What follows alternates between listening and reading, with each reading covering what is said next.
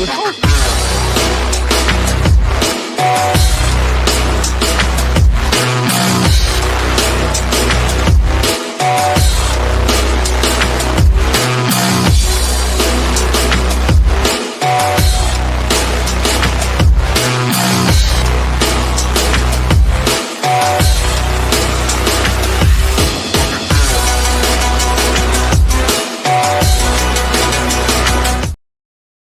Yo, welcome to another episode of South Star Classroom. Miss Jubilee is hosting today. She's having some technical issues, but she'll be right back. But in the meantime, they always leave the two immature cats alone to play. So with that said, brother, how you doing, man? Dude, man, we got war in Iran. We got Israel acting a mess. We got people trying to distract from the Epstein files. What else we got, man? We got teacher deficits. And then we got St. Patrick's Day.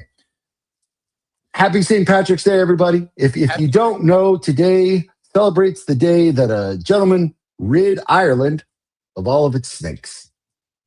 Is that the patron saint? I know that. That is what St. Patrick's Day is all about. See, with the Irish immigration in the 1800s, the Irish needed something to celebrate, given the fact that they were running away from a massive potato famine, living in a disorientated world, being treated rather poorly here, and thus the birth, ladies and gentlemen, of St. Patrick's Day in the United States. Now, if our descendants could see this, I'd love to know what skip, scap, scallywap shit is going on in Chicago, because, brother, I think you have the largest St. Patrick's Day celebration in the world. We do. In the world. It's pretty big, and it snowed, so I don't know if they did the river thing. They normally bleach green, and in honor of St. Patrick's Day, let me go ahead and make a change there. So okay, dang!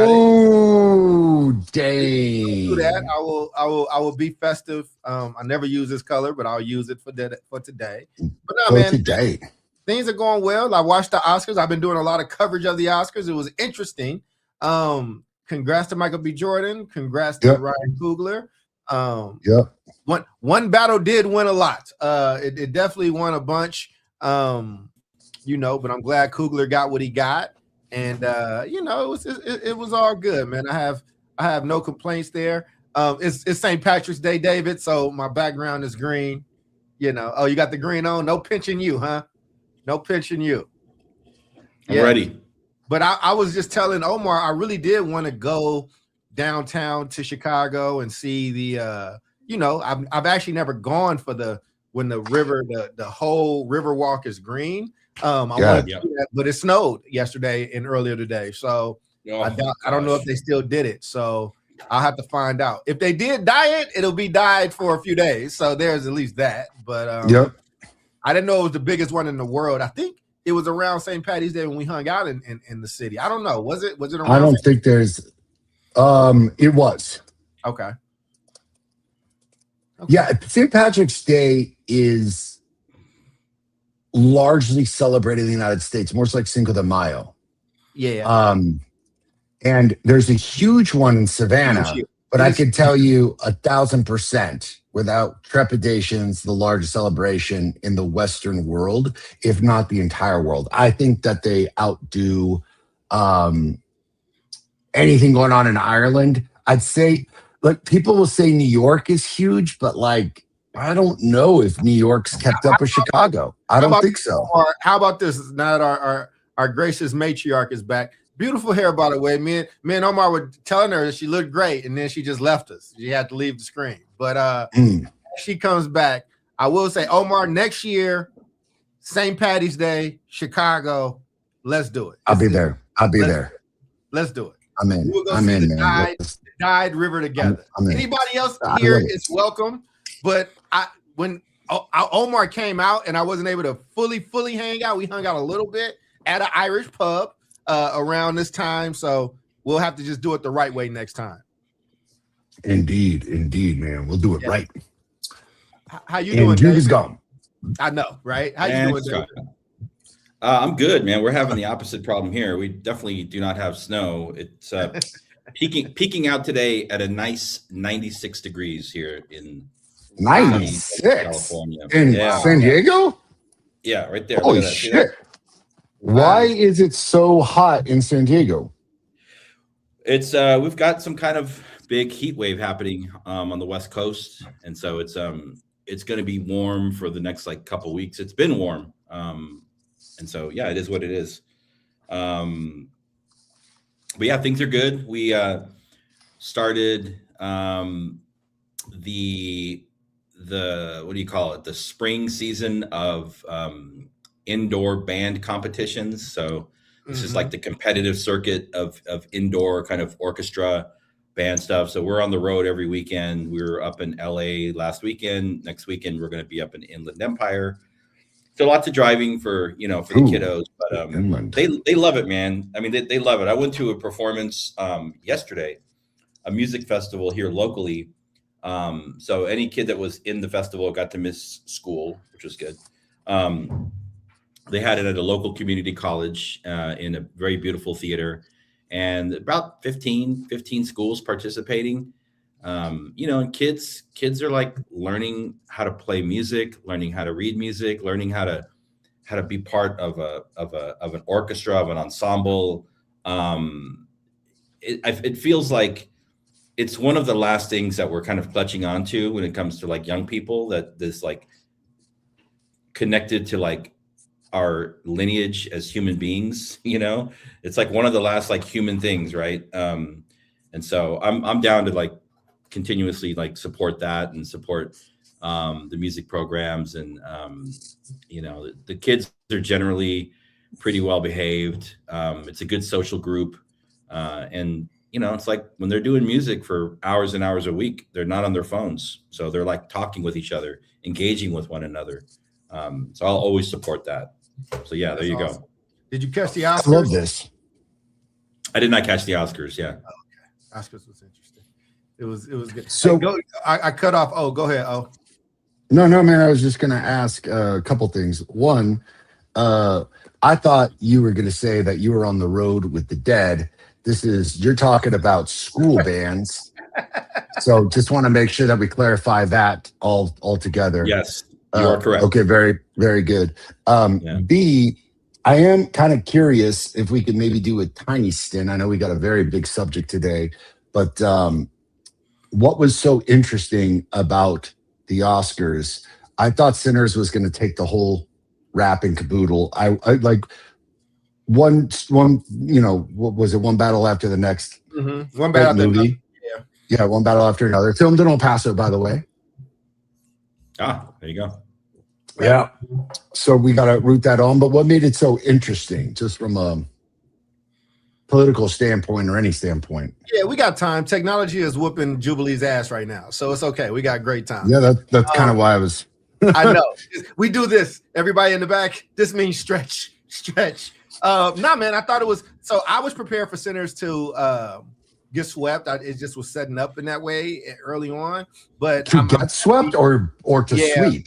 I thought they were going to sweep. I was expecting it was going to get swept, and it didn't fully get swept. But they had historically the most nominations of all time, which also they now have the most losses in the night of all time. But they came home with really, really big awards, and cinematography going to the first woman ever. I think that sister did a great job. Coogler did not get director of the year, but he's young. He's kind of new. They kind of gave him the Tarantino treatment of, we won't give you director of the year just yet, but we'll give you original screenplay, which is a big, big honor. But the upset of the night is absolutely Michael B. Jordan winning best male actor. And he gave, the way that everybody was cheering for him and rooting for him was like, it was great. And he gave a great speech. You had it, Jubilee. It was fine. You got it. And then just, there you go. There you go. Leave it there. Don't, make the people go just leave it there. You got it? Now unmute yourself. Now the thing is, you should unmute yourself. Don't knock the phone over. Hey. Now look, don't your phone, Jube. You see the magic right there? It's all good. I couldn't find that stupid little button. I just earned a third master's degree. I promise you. You know, it's okay. We all age, Jubilee. You know what I'm saying? We And do. I have an iPhone Air. I just couldn't find a damn button. that Find a phone was damn kicking her button. ass. It Well, we've all was. introduced and talked. How are you doing, Jubilee? I'm doing great. Like, so a couple of things have happened. Daylight savings has happened. We have sprung ahead 1 hour. Ooh, Oh So yeah. I don't have any complaints. Probably not until November, honestly, when we go back to the sun going down at 12 p.m. Um, I had to have a conversation with my son about exiting situations that involve irrational adults.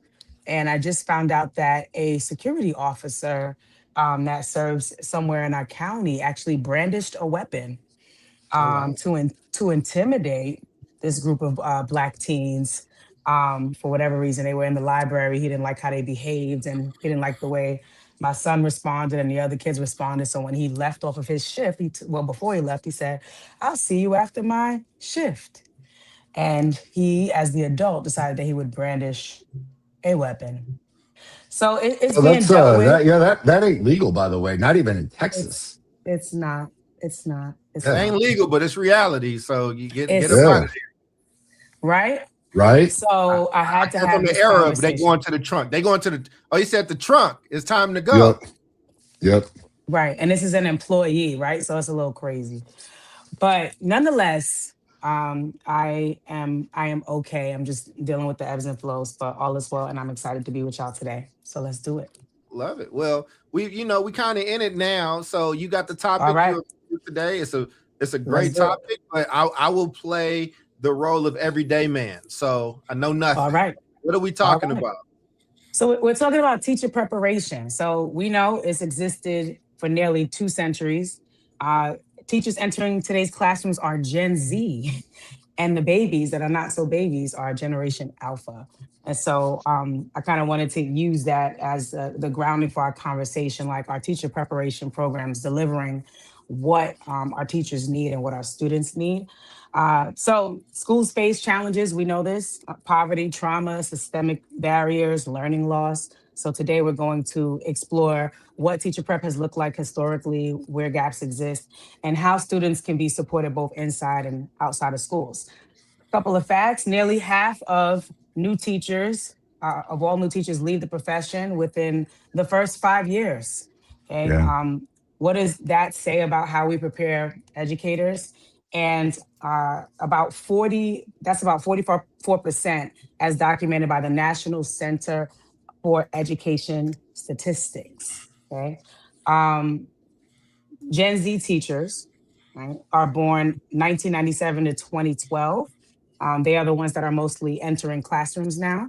Generation Alpha, born between 2010 and 2024, they are already in K-12 classrooms. I shared with you the teacher attrition stat: 44% leaving within the first 5 years. Mhm. Student poverty, because I thought about, well, who are we serving? We talk about public education. We're serving a population where over 50% qualify for a free reduced lunch, and many experience systemic barriers, whether that's in urban communities, rural communities. And that also includes um, non minority populations as well. They're also in that number. Uh, Now 85% of classrooms now have access to digital devices, but teachers report gaps in tech training during prep.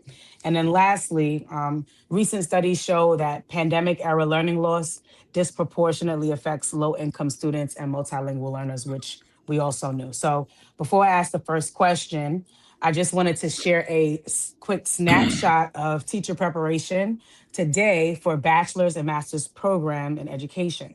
All right. So right now, as it stands, and really over the history that teacher preparation programs have existed, the courses have been in educational theory, psychology, human development, sociology of education, courses like instructional methods in literacy, math, science, small course, maybe one on classroom management, assessment strategies, maybe one course on special education and culturally responsive teaching. That's a reach, I think, for culturally responsive teaching. This is maybe if you went to a school that understood the importance of that within the past 10 to 20 years. There's a student practicum, student teaching, usually that's 1 semester. So 12 to 16 weeks would be the only time that student teachers actually get to teach prior to going into the classroom with their first class. So with all of that as the backdrop, okay, when you think about what educators actually face in classrooms today, what do you believe teacher preparation programs should spend more time on? And do you think students' needs today are really different from what students needed 20 to 30 years ago? I'm going to throw it to David. Ooh, all right. Yeah, I think Take that. I'll take the second question first. I would say absolutely. I mean, what we're seeing right now is I just saw a report about kindergarten teachers that were polled nationally. Even kindergarten teachers, not necessarily reporting like higher incidents of like discipline issues, which we are seeing in elementary grades, but we're looking at a significant rise in the percentage of kindergarten teachers that are reporting that incoming kindergarten students over the past 1 to 2 years have a much greater need in support in using the restroom, right? So that's just like a real thing that is coming into classrooms, right?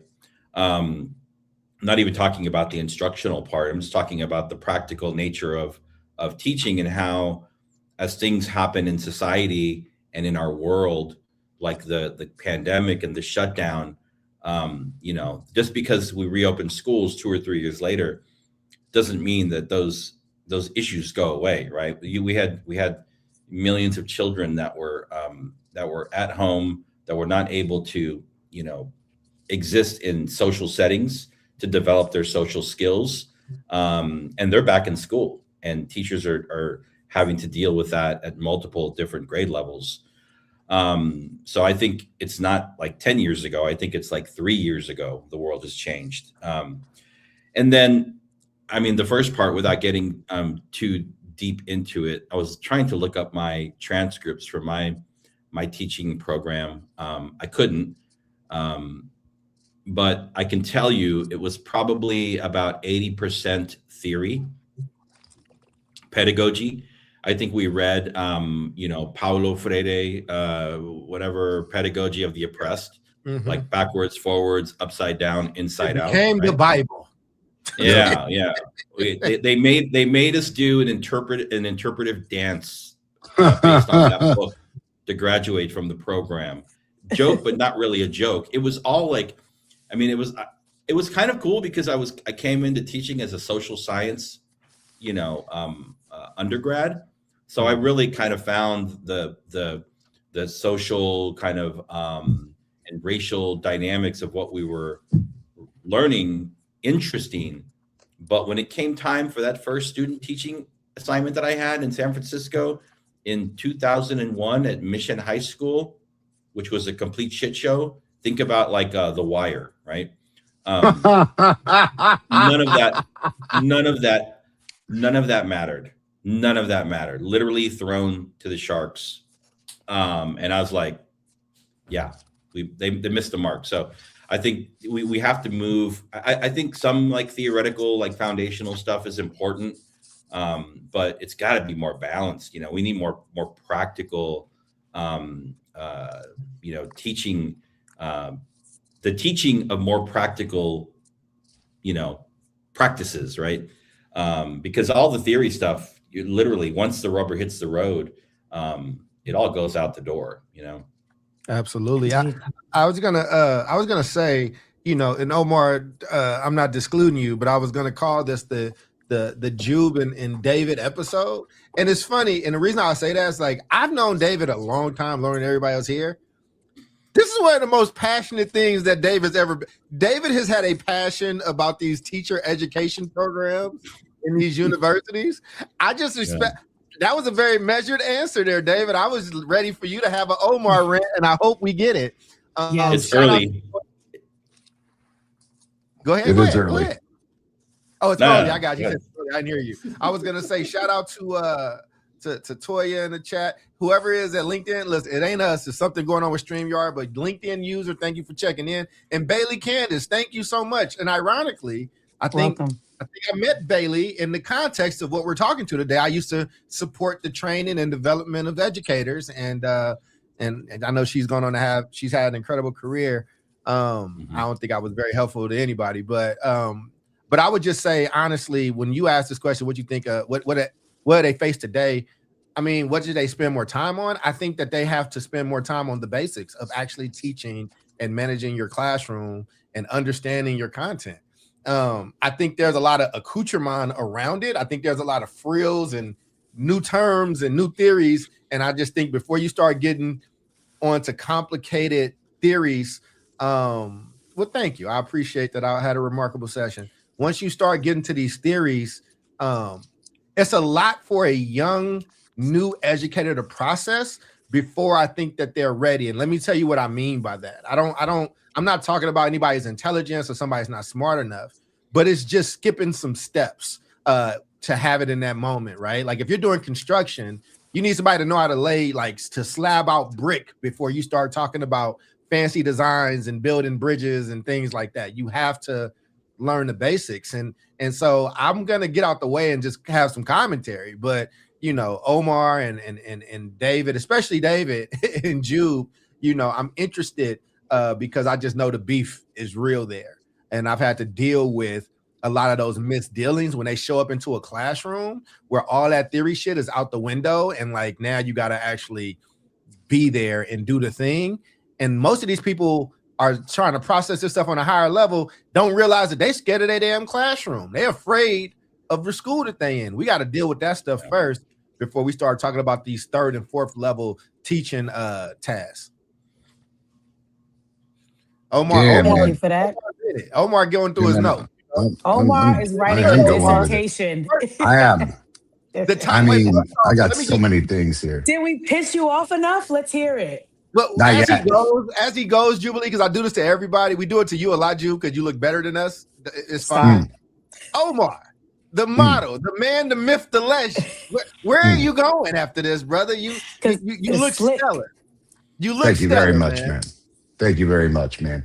That is classified information as to where I'm headed after. Oh, you doing the Charles now? Oh, he picked up on your No, strategy, you mean the Charles. Jubilee where you traveled for Valentine's Day? You're doing the Jubilee. You know what? Good job. Getting though. on a plane. Just happens to be David, from that's all from your the, fault. from the 12th to the 15th. You know, hey, Oh my we're God, mind y'all artists. gonna stop me from getting dates. I really am single. I'm really waiting for my person to come find me. So you can't have these people thinking I got it, man. I don't. Y'all, I'm single. Okay, put your applications in with David. He'll vet them, and then he'll let you know. Okay. Yep. Omar, the floor is yours, Mr. Devin. Man, I got to see what this application looks like and shit, man. I'm excited. I bet you $1,000 it's more difficult than getting into these teacher education I bet programs, you man. it is. By like And I like think by David would approve. 1,000%. Yep. Yeah, man. Let's see, where were we? Teacher education, sure. What needs to happen, and are we different? I'd actually say we're not different than we were 20 years ago. In fact, what I would arguably say is that we went the wrong direction. We thought technology was going to come in and save our asses. And we've done a couple shows where we've demonstrated that, like, actually technology has done more detriment than they have good.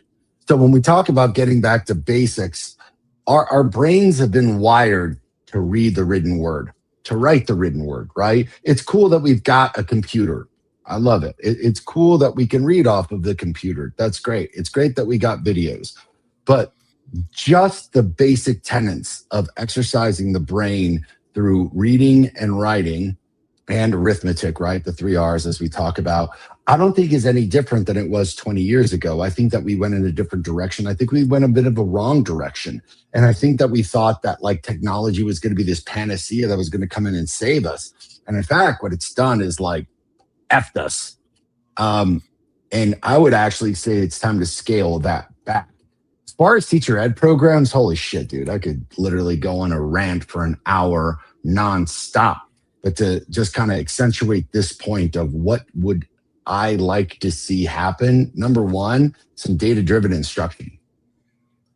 How about we just like, what are kids' literacy levels at so that teachers in teacher college can kind of understand like, hey, you know that like fucking Dead Poet Society moment that you're going to have, you ain't going to have it because you think you're going to get up there and talk and make this moment.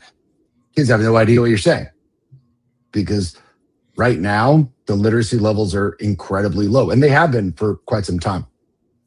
So having teachers understand what am I actually going up against and how do I use data to understand and make these gains for kids' literacies. So it's not about their moment, it's about the moment for the child and their growth.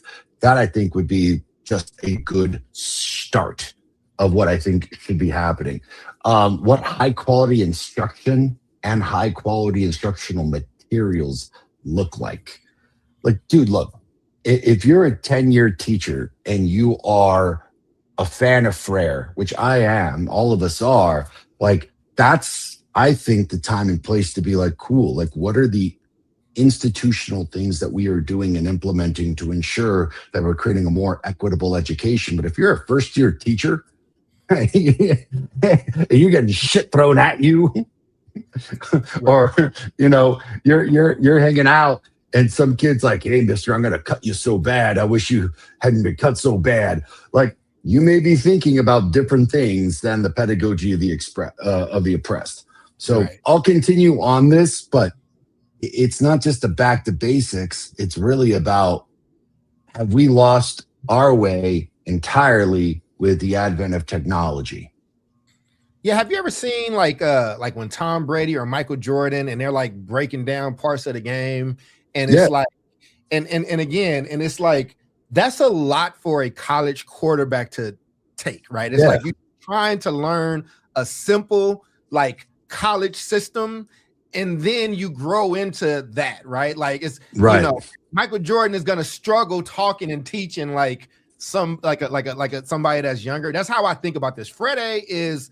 We all have so much respect for him and what he's done, but he would also be like, but I need you to lesson plan. Like, I need you to know this before we're having this level of conversation. And people like to jump to that, and just not teaching basics is the problem. Yeah. So I want to throw some more stats out there, and then I'll go to our next question, right? So one of the things I was wondering about was just like, well, how much time do our teachers, or did we all spend, right, in teacher preparation programs, right? And when I did the research and I compared us to countries like Finland, Germany, just international, it's like, wait, we spend more time in front of the classrooms, right, in the profession, and way less time in preparation. So for example, it says as the baseline in the US, anywhere between 450 to 600 hours, so about 12 to 15 weeks, as residents, as teacher residents, as student teachers, right? And of course, the duration and intensity of the training, they vary significantly. And then you are supposed to earn your bachelor's, cool. In a country like Germany, you got 1.5 to 2 years of paid preparatory service, right? After university, and you got to earn a master's degree and a state exam, right? Country like Finland, 800 plus hours that are integrated throughout a 5-year teacher preparation program. Wow. And you've got to get a research-based master's, okay? And then Singapore, 1 year of enhanced school internship with a master teacher, which I think is really key, and you get a bachelor's or a post-grad diploma. So I'm throwing those stats out there before I ask the next question. Any thoughts about those differences? I mean, you pay for what you want. You get what you pay for, and I think that like you have to. Again, I think there's a lot of similarities with the teaching profession and that of nursing, and whereas they both had to go through some Mm. revamping, and where nursing started to win is that they added prestige to their profession, and it's one of the most difficult programs to get in throughout the country, and has been for a while.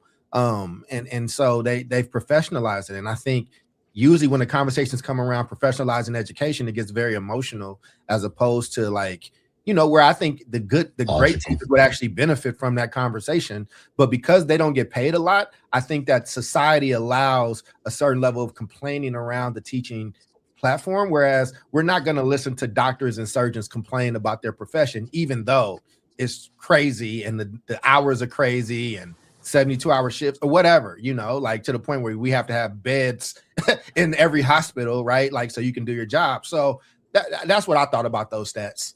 Yep. And I think go for it, David.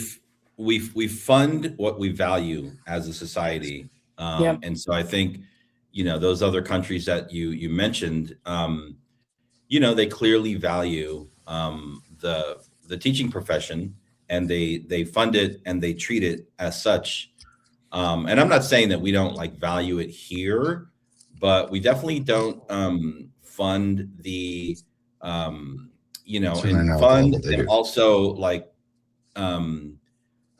establish like guidelines that are research based for like what does it actually look to develop a well-trained educator, right? And it feels like we're kind of going backwards, and like we have these programs that we're trying to fill positions, right? Teachers are there's a teacher shortage. And so what do we try and do? We try and I think even in California, they started like lowering the bar. We're like, well, you don't actually have to pass the CBEST, Right. I'm like, what? They're like waiving all these assessments. And so I think we're actually going in the wrong direction. I think, we should, if we really valued it, like we would,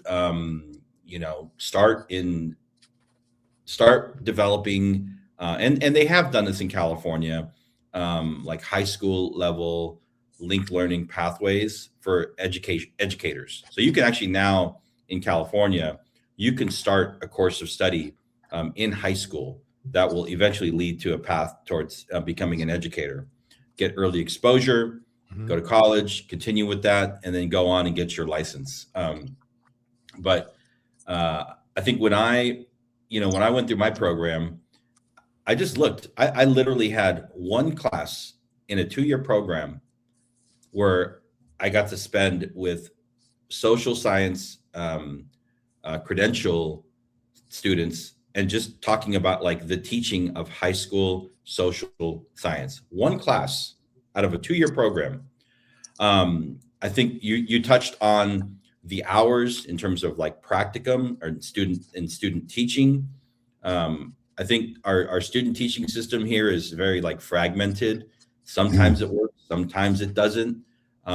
It's all really dependent on what's available in terms of the system. Like who's available to take on a student teacher.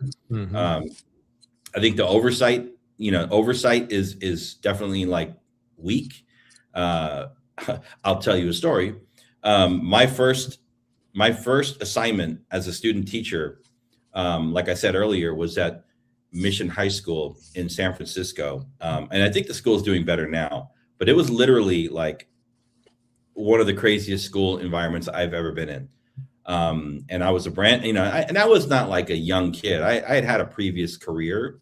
So I was going into teaching. I think I was like in my late 20s, right? So I wasn't like a young kid off the block. I'd seen and done some things in my life. But still, nothing prepared me for going in and doing a semester of teaching modern world history to 10th graders that had been so disrespected by their school and their community and their teachers that they just didn't care, right? And I don't blame them for not caring. But my master teacher, who I was assigned to, great person, had a significant life event the week before I was about to start. And she was essentially unavailable. So I didn't even, and I told the principal, I'm like, this is not going to work. I don't have my mentor teacher. She's not available. I told my school program, they're like, oh, we just got to go with the plan. You'll do fine. And I'm like, okay. That's how, and I was alone. I was literally alone. And it was really hard. Fortunately, I went into teaching, with a vision and a clear mission to become a teacher, become an administrator, right? I wanted to do the long work.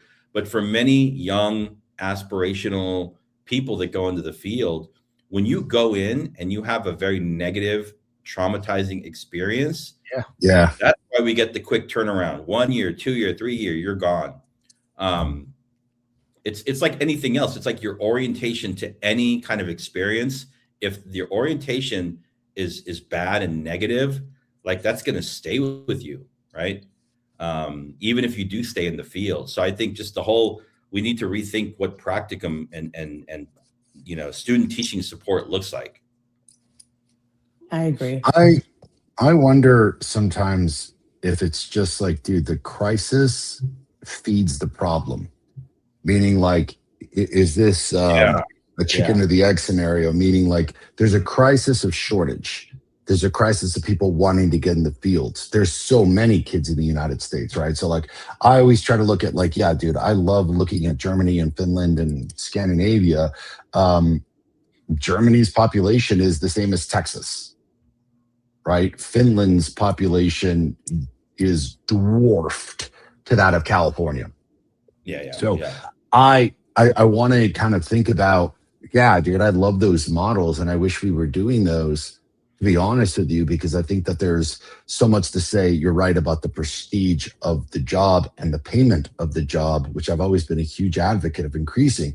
The other thing is well, are we just turning these people out because it's we just need someone in that classroom? So turn and burn, get in there, get out. Good luck to you. You'll figure it out. Let's get you a mentor teacher. Let's get you, whatever it may be. And cool. But I honestly think that the universities and teacher education programs really need to revamp that because dude, I'd be the first to go into those programs and be like, dude, what are you guys doing? This is all just not just theoretical nonsense, but you're sitting here in a university with your theoretical shit that you've been expounding for 100 years, haven't changed shit, doesn't meet the circumstances. And what you're doing is actually a ludicrous disservice to society. Because yes, they're getting in there, getting traumatized, leaving, right? Yep. And then what can we expect except the cycle continues? So then they're leaving so quickly, it creates that dearth. So they're just pushing people in there and not figuring out, hey man, maybe this should be a more advanced residency. Maybe there should be greater pay for this. And I got to tell you, man, it's also just tough. Who the hell wants to go into education? Yeah. Ain't no one want to be a superintendent right now. Ain't no one want to be a teacher right now. And I mean, it bugs me because I think that we have to not only look at the teacher education program, but root causes of cultural components of dude, it's hard to be hey, man, you should get into a classroom with 30 kids who you have to work tirelessly to earn the respect of and do a shitload of data crunching and teacher planning versus hey, go influence and wear this shit on TikTok and and then creepy dudes are going to follow you and you're going to make some money. Yeah. It's, you know what I'm saying? It opens up a fascinating can of worms. I think Jude was introduced. This was supposed to be the introduction to her second question. I think it just became. Yes, I was muting because I didn't want to interrupt. But no, this is interesting because it just makes me think that colleges or teacher prep programs are literally passing on debt, perpetual debt that they never have to pay, because you can't go back and be hey, I don't know how to do data-driven instruction. I don't know how to do classroom management.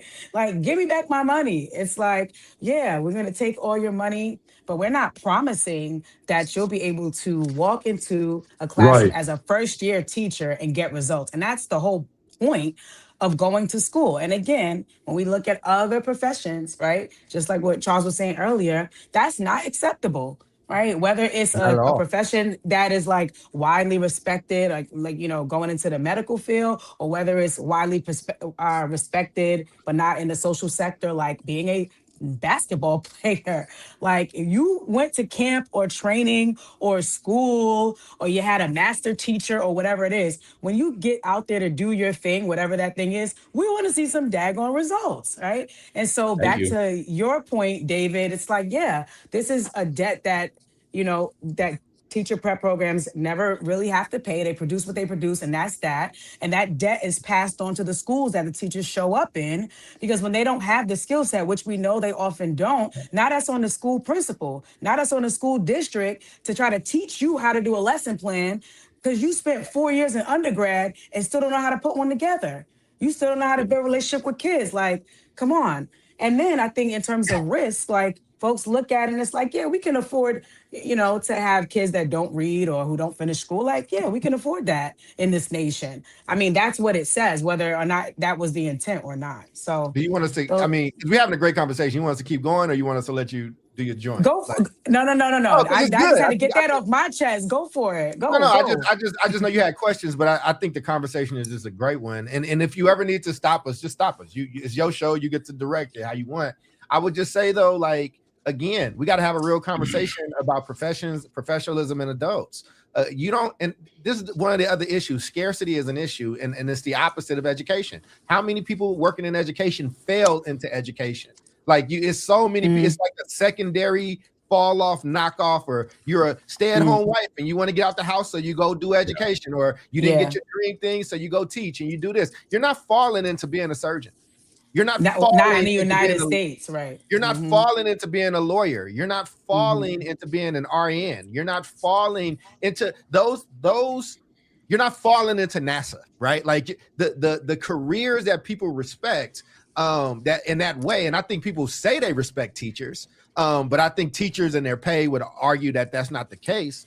And at the same time, no, I think there's been a societal agreement. Whereas we do allow teachers to complain about their pay. We do allow teachers to like not have to get the same type of judgment that some of these. Listen, you fuck up in a surgery, you have to have insurance. Like the hospital will be with you to a certain point, and then after that, they're like, "Oh, this is malpractice." And so, like, if you want to have the career get to where it should be, where we all think it should be, you have to know that other things are going to come with that, right? Like there's going to be more of a scarcity. There's going to be situations where you can be the best in your class, the best at this thing, and still not make it. There are people that have done 6-7 years of med school and residencies, and guess what? Sometimes they still don't make it. You can be a top 50 point guard in the world, and guess what? Sometimes you don't make it. Whereas in education, unless you got some messed up stuff on your record, or you do something that kind of gets you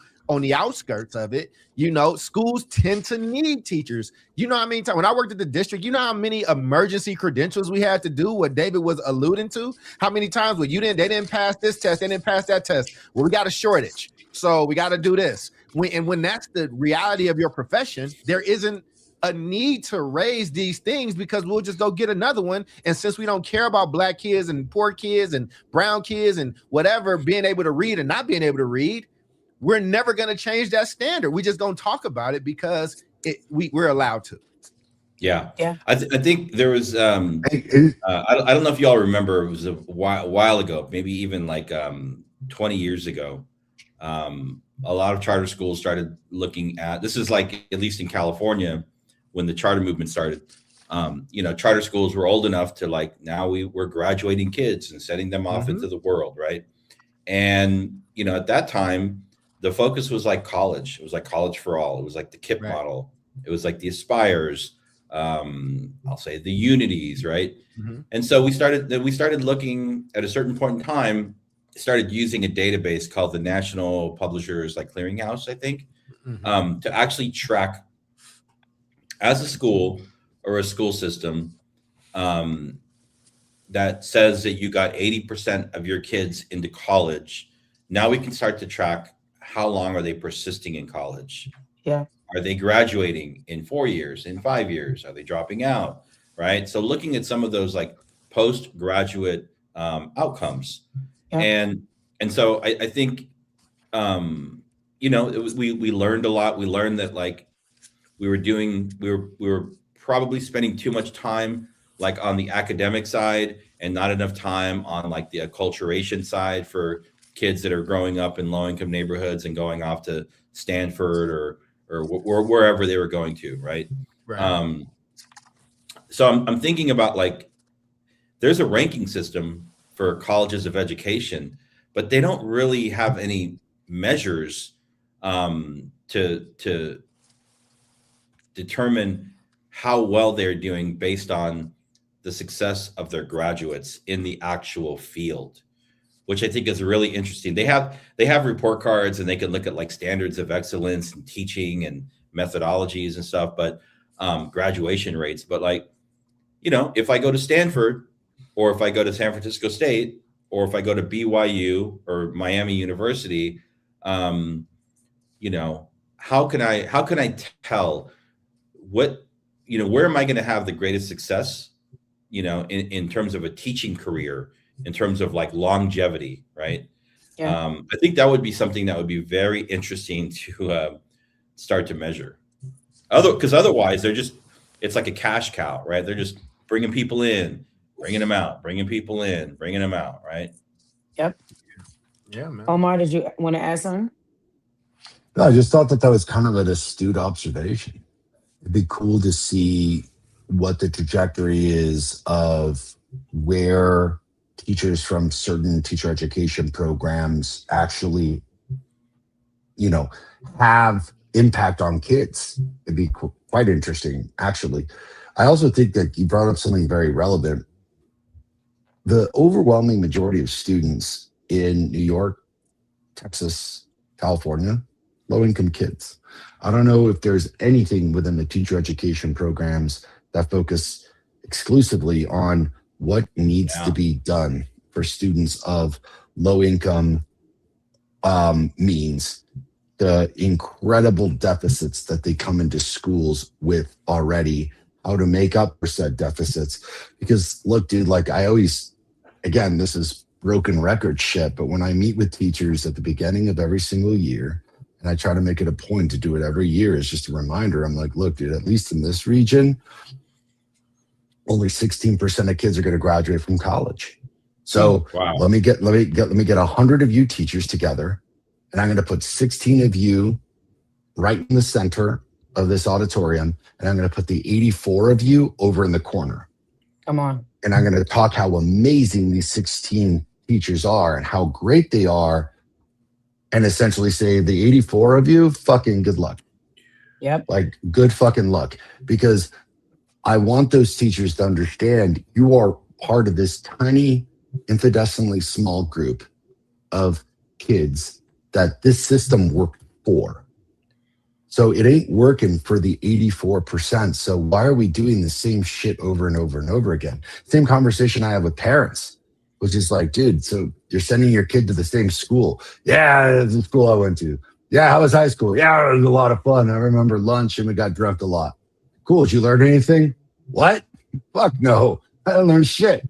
I was like, so why are you sending your kid to the same school and expecting different results? Oh, fuck. And it's like, why are we sending all these kids to these teacher education programs and expecting different results? And it's why Relay started, is why a bunch of these other education programs started. But it's like, shit, man, maybe South Star Classroom should start its own teacher education program, man. Damn. Well, and the funny thing is, I had a very strong set of cohorts that I led, and I never went to traditional teaching stuff. Remember, my original career is social work. That's what I'm classically trained in. And shout out to Bailey, who's in the chat. Like I said, I haven't seen Bailey in years, but Bailey was a part of one of my trainings and she enjoyed it. And some of my teachers, when I was working at TFA, had some of the strongest growth in the country. And I leaned a lot into those social work practices. And I knew that we had, experts in math and reading at TFA. So I would let them do what they did. Like, y'all are great at that. Y'all do that. I'm not going to try to teach you that. But this piece around community and being in your community and knowing what your role is and your duty to like study and go beyond, it played very well. I mean, listen, man, as we talk about this stuff though, like, do we want to have this career professionalized or not? And I don't think a lot of people do. I think they say it, they do, but I don't know if they want what comes through it. For instance, would you still want to be a teacher if you had to get recertified every 5 years? Would you still want to be a teacher if like you could be sued for malpractice? Would you still want to be a teacher? Like, we'll pay you triple. Well, if we get into like 150 grand, you know what I'm do saying? it for the Like, money. hey, that's cool. Do you want to be able to should you be doing residencies anytime you want to teach a different subject? Because that's what has to happen when you're a doctor. You have to do all that stuff. You got to write at the same time. Oh, you want to do head trauma? Well, you have to go apply for the head trauma residency, and you got to be a student again for another 1 or 2 Fair years. enough. And you want to do feet? Well, that's fine. You got to go here and you got to be a student for 2 more years. And like, what we do in education is you're the basketball coach. We don't have a science teacher. You don't know anything about science. So go be a science teacher, which I've had Give it before. up. Which Well, I've I'm had And before, right? next year you're going to be the principal. Yeah. Right? Yes. Yep. Yes. You might just be the principal next year. So I mean, And then No. maybe in Yeah. 5 years you're going to be the superintendent. maybe, you know, This is maybe. possible. But that's what I'm Yes. saying, right? And like, how serious do we want to be about the conversation? That's the point Indeed. that I'm making. You know, so Indeed. I love it. Yeah. Yes, I think I totally agree, and my brain went back to theory and practice, right, in schools, because I've read you kind of all the different coursework that's in there, and it's like we know that there is a purpose for school, right? We know you get discipline and you write papers and all of that. But when I think back to my own experience and where I learned to be a strong teacher and be a strong leader, it is where theory and practice met immediately, right? Like there was no delay, right? So anyway, I'll pause there because I have an offering, but I'll share it because now we're in the last 10 minutes. So this is Yeah. my question. This is my question. Answer the question in the last 8 are minutes. Go ahead, girl. Do your thing. we are hypothetically, I'm not even going to ask anymore. I'm changing Go gears. ahead. Go ahead. We are forming our own school of education. Okay. Mhm. With We are. all that we've discussed today. Yeah, we are hypothetically. We right? should. Today, Shit. what 2 courses are you offering? You're like, these teachers cannot graduate and go in front of kids if they don't master these 2 things. What would they be? What would they be? What 2 courses, right? I got 2, Omar's got 2, Charles got 2, David's got 2, and that's the I'll coursework. get out the way for the real educators, okay? I don't consider Yep. myself on the level of you. I actually consider yourself a real educator. You but I'll definitely jump- are. I appreciate You that, but, definitely are. no, but listen to what I'm saying, all right? Like again, Uh, somebody can do CPR in the middle of the thing. They're not a surgeon. Like an EMT is great, and they get you to the doctor. So what I'm saying is, I'm trying to add respect to the profession. And what I would say is the first thing. I don't know if this is necessarily teaching Jubilee, but the first checkbox is they have to be a master of what it is that they're teaching. Like they have to. Like it has to be. Okay. A Jedi Padawan situation. I'm sorry. Like you have to be able to demonstrate that. And I think the other thing, and I lean on these social work principles, and she talked about classroom management. I think it's some form of that. It's something that's like if this was sports, it would be somewhat of being a read and react player. What does that mean? There Yeah. are some teams that have a play that you run, and you just run the play through completion, and that's what you do. Read and react is a play where it's like I'm making moves situationally around what's in front of me, but I'm confident in making the best decision. And there's a way that we can prove that you can do that. So it would be those 2 things, an actual passion and skill set, and you're teaching only what you know, and like your ability to manage your classroom in a read and react way to kind of read where you need to go and what you need to do. And you have the agency where your principal might not give it to you, your teacher, coach, your school didn't, but you have a duty and you know that you got to go research and do these things on your own because your physician has a ton of journals behind them. Your lawyer has every law book and case law. You should be an independent learner that never stops learning if you want your career to be on the same tier as those people. Because a lawyer or a surgeon can't say, I didn't learn that. I didn't get that. I don't have that. They consult. they get somebody in there, and then they get to a place and they're responsible with their craft, because if they go out and act out the role irresponsibly, they are held liable. And I think that's the major difference. Love that. I I'm would gonna go to say, Charles School. Go ahead, David. I would offer a couple classes. I would say for sure, like the all grades, all the way through the science of reading and the science of math, right? Mhm. Like those are like two like through lines for me. So making sure that, you know, regardless of you're going to teach, it doesn't matter what subject you're going to teach, you have a strong foundation and fundamental in those two core subjects. Number one. Number two, I would say call it tier 3 for all, right? So looking at tier 3, which are like kind of the more call them not extreme, but like more intense interventions for students on the behavior side, on the academic side, thinking about things like special education. So tier 3 for all, like how do tier 3 practices, how can they and should be applied for all learners, right? And then I would offer another course around, it would be titled, It's Not About You, It's About Community. And this class is all about authentic and genuine and respectful community parent engagement, understanding the real power between the connection between the classroom and the community and the home, right? Not in a patronizing way, not in a way that feels fearful or scary, but in a way that where educators walk into that space knowing that parent engagement is a non-negotiable. I'm I going like to Dave's this. school too. Yeah, go ahead, Omar. So It's like a 10-year program. Yeah.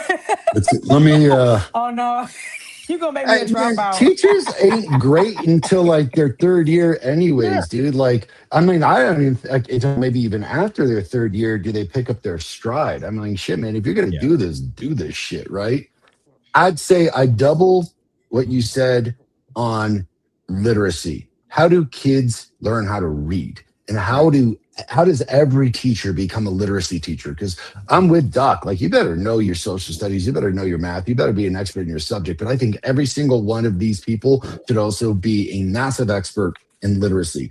I think there needs to be a course, a neurological course, a psychological course. It could be a quarter long, it could be whatever it is, on a couple of principles. One, how do people learn? Fucking, you're sitting here talking in people's asses. People don't learn that way. There are fundamentals of how they learn. Two, relationship building. How do you develop intrinsic relationships with kids and with parents so that they give a shit about what you teach, because that matters. Three, communication. There was a whole course at the Kennedy School called The Art of Communication. Fucking badass course. And you don't realize until you get into it, the way that you communicate may not actually make any sense to anybody. Your words, your tone, your language, your demeanor, like, you have to do very thorough thought into how you're communicating and whether or not that audience is being receptive to it or not, picking up on it or not, so on and so forth. Or I'd say your own psychology. Like, man, you got to fix the fucking teacher to help work with the kids. Like, how many teachers have actually done the difficult and integral work of being like, how do I get past my own biases, my own dilemmas, my own childhood traumas, my own issues? Because I have to be so good that I can be great for a group of kids who need me desperately. If I'm sitting here worried about myself, how am I going to worry about these 150 kids? So I would do a deep dive, and that could be one course, year long, those 4 things broken up into quarters. Bam. Shit. I'm glad we got this on video, man. I can make that course tomorrow. We should be teaching that shit. And I David would has say to that go, course. Jube. So if you want to say bye or anything, yeah. All right, brother. Have a good one, All right, David. Baby. David. All right, In stop. this transition, I know we're going to final thoughts, Jube, and you got your comment. I just wanted to just say for those, Lost you. Why I can't hear you? Hold on. I don't know, you touched something. You can hear me, right, Omar? Oh no. Yes. Yes, Can technology you is hear kicking me? her ass. We can hear you just We can fine. hear you. No. Yep. She Oh, I is. can't hear you, Charles. Yeah, I don't know. You muted me. Can I you will hear just Charles say though, Omar? just let me I can finish. hear you both, man. I feel good. Why I can't hear you, Charles? Oh my God, stop being an old lady right now. So Oh, there we go. There we go. I can hear you now. I good don't know Lord. what the hell's going on. So as I was saying, that was the Now oldest I thing can't you've hear. ever done in your life, Jubilee. So we have the event tomorrow. We have the Agentic Institute presents. Yes. We have our Yes. and it's You're sold gonna out. have to So translate I Omar because just I can't released. hear. I've released 100 tickets. There's 100 tickets and more tickets out there that we have over 350 people RSVP'd already. If you haven't yet, please do that now. We want to see you there. The first this talk with Dr. Fuller, this fireside chat and watching the movie will be all inside of that platform. So it's not streaming to a bunch of places. We'll all be inside of StreamYard so we can know who's there and have a good conversation. So with that being said, just wanted to say thank you to everybody that registered. The QR code is up there right above Omar's head. So click that. And yes, if Jubilee can hear me, she can go into final thoughts. She can't do it. It's okay. It's all good. Jubilee is struggling over there. It's okay. We're gonna roll the final thoughts. I We can can only hear you. hear. Oh my God. We're going to It do says my final thoughts browser here. has all right, great. I still can't hear Charles. I don't know. It's all all right, good. man. Hit them final thoughts. All right, listen. I'm just giving back what everybody said, and I'll add mine. All right, so we have Master of Craft, Management, Read and React, Instincts, Agency, Never Stop Learning, Ownership. David, we got all grades, Science of Reading, Science of Math, Strong Foundations, Tier 3 for all practices, for all learners and special pops. It's not about you, it's about community. Parent engagement is a non-negotiable. Uh, who's, oh, uh, Omar said literacy and math, a strong foundation in each of those. Psychological course, how do people learn? Learning theory, relationship building, intrinsic relationships with kids and parents are important. Art of communication, and then working through your own stuff like childhood trauma, biases, etc. What I will add, right? Soon as you get into my program, you going in the front of the classroom. You're going to be in front of the classroom for 4 years. 4 years. That's how long your student teacher is going to be. 4 years long. However long the program is, that's how long your program is going to be. And I think just in terms of like trial and error, theory and practice, learning it in the classroom and then being able to go into a classroom and apply it, right? I think that would strengthen, right? Tier 1, Tier 2, Tier 3 instruction, right? How many teachers I've seen still to this day struggle with teaching a basic lesson with a beginning, a middle, an end, and some sort of check for understanding. It's right, it's still something that's a huge deficit. And then pick a specialty. Maybe you spend 2 years on reading, you spend 2 years on math, or 2 years on social studies, 2 years on whatever it is, but spend a long amount of time just going deep in whatever that discipline is so you can begin mastery. And then lastly, to your point, Omar, the implicit biases, we all have them. And if we don't engage in that sort of work, then we're not going to be forwarding equitable work, right? And so I think that is super important to ensure that we're serving all of the children that are placed in front of us from all walks of life. So I can't hear nobody, but I can see y'all. Y'all look great. This is Southstar Classroom. I'm Jubilee. That's Omar. That's Charles. Tune in next week, same time, same place. We love y'all. Peace. Peace.